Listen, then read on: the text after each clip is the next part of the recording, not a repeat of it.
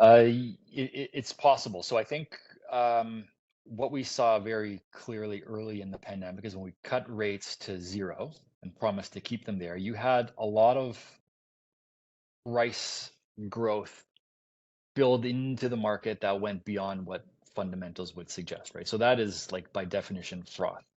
House prices in Canada over time typically get driven by income and interest rates, right? On a per capita basis. So the run up that we saw in prices went beyond the increases in income that we saw and the declines in interest rates. So that was froth.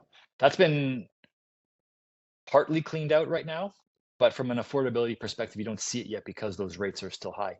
I suspect as we come out the next cycle that once it's confirmed that the Bank of Canada is cutting rates and we start to see that, and the bond market's already picking that up because 5-year mortgage costs have come down, right?